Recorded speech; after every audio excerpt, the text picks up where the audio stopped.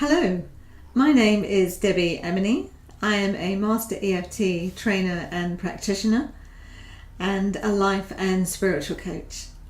And I am bringing to you my free mini-series on the A to Z of EFT, Emotional Freedom Techniques Tapping.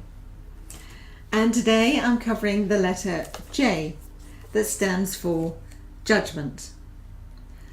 Now, you may wonder what judgment has to do with EFT, and it can come in many different forms. Judgment can be perhaps the way that you might view EFT, for example. Do you view it in a good way or in a not so good way? Are you skeptical about it? Do you trust it? What sort of judgment are you putting over EFT, Emotional Freedom Techniques Tapping, yourself, the way that you are actually thinking about this? Now, there's no right or wrong with that. That's just putting that out there as a form of judgment in one way or another. And the other judgment comes from perhaps that if there's something that you would like to work with, that you might feel that the practitioner might judge you because of what's happened in your past or various other situations.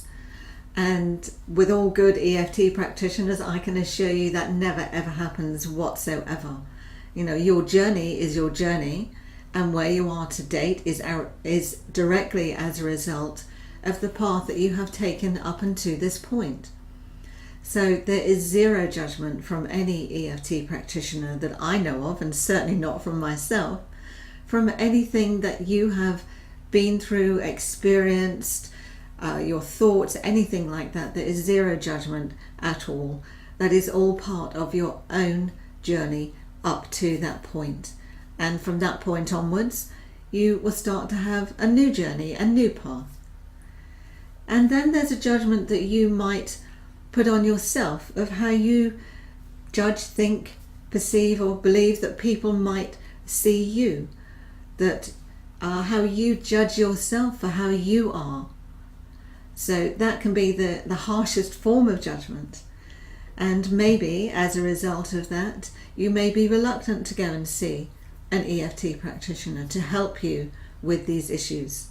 And often within an EFT session, it can bring other things to the forefront.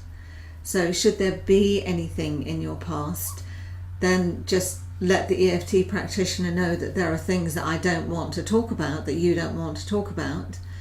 And should that come up, you can just keep that in your mind. You actually do not need to speak a lot of the time with an emotional freedom techniques session.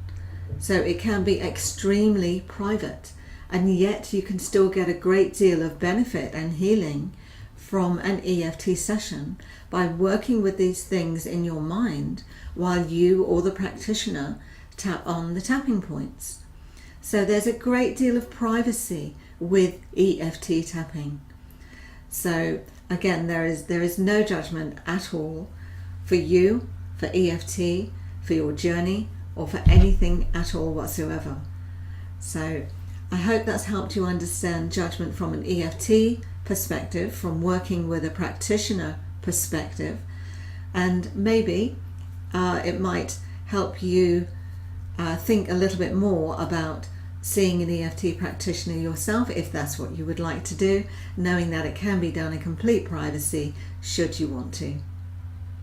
Thank you very much for listening. I hope you've enjoyed this session today, and I look forward to bringing you the next letter of the alphabet again tomorrow. Thank you.